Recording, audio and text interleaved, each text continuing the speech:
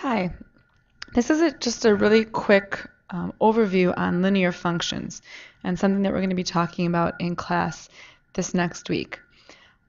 So linear function, what is a linear function? So we briefly talked about this in the first unit, that a linear function, linear has the word line in it, so a linear function represents a graph that is a line.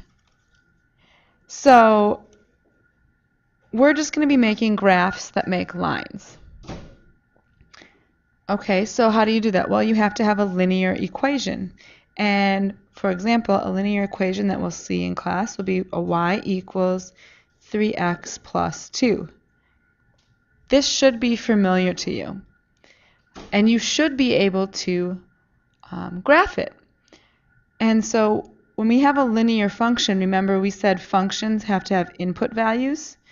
And our input values are our domain, and really that means those are our x values.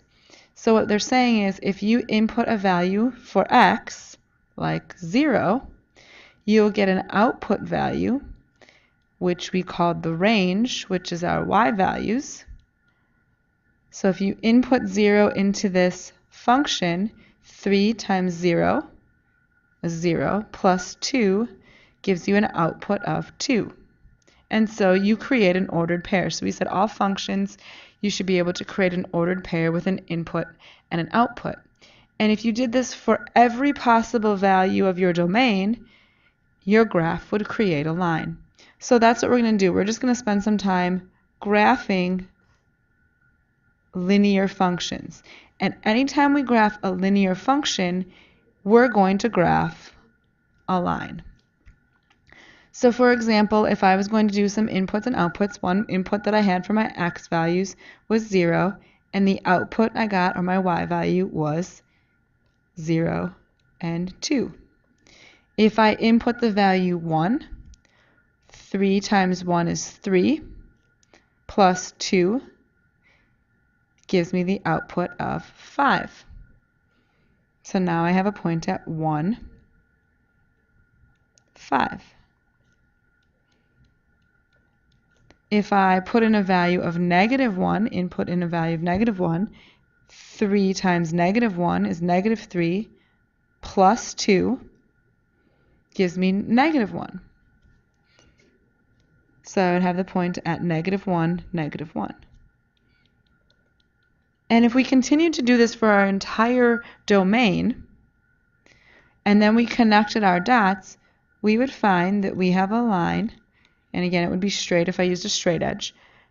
We find that this equation is a linear function that creates a line for all the domain values. So we're just going to be working on creating lines in this unit.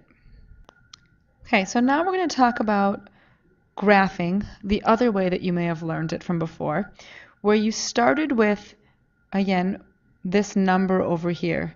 And we'll explain what that means, but many of you learned before that you start at a positive 2. And then you start at a positive 2, and you use your slope to go up 3, 1, 2, 3 over 1.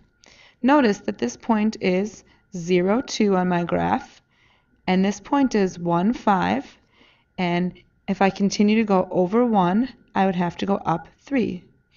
If I went down, 1, or down 3, 1, 2, 3, I have to go over 1. So I get the same graph with the same points as I had when I did my inputs and outputs.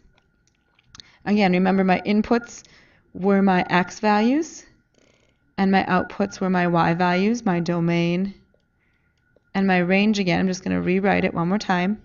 If I input a 0, that would be 3 times 0 plus 2. My output would be 2, and that's how we got the point 0, 2. When you have a point that crosses the y-axis, we call this point the Y-intercept.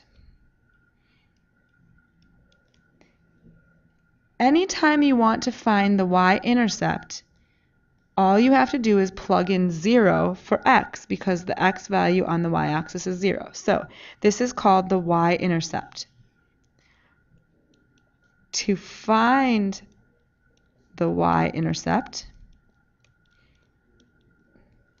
every time that you want to find it, it's going to be on the y-axis. What do? Substitute in 0 for x. It will work for every linear, quadratic, cubic, any type of equation that you have to find the y-intercept.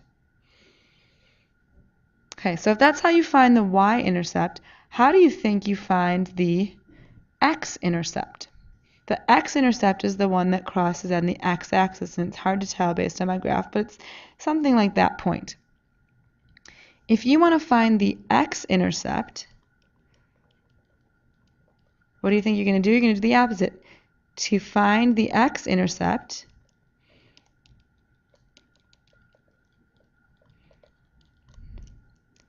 substitute 0 in for y. Because if you're on the x-axis, the y value there is 0. Okay, so this one will always require a little bit more work. But we go back to our function, substitute in 0 for y. So here's y. So 0 equals 3x plus 2. And solve. And we just did a whole unit on it. That's what chapter 1 is. That's why we practiced it again. So you'd subtract 2 from both sides. So you would get negative 2 equals 3x. You would divide by 3 on both sides. So your x-intercept will be negative 2/3. Oh, notice that we went this way, so it must be negative. Negative 2/3, comma, 0, because it doesn't go up and down. So this point would be negative 2/3, comma, 0. This is my x-intercept. Again, the other one that we did before was this one right here, was our y-intercept. Okay, so those are two major points when, when we start graphing. When we start looking at linear functions, they will have a form similar to this. And we're going to discuss this more in class on Monday.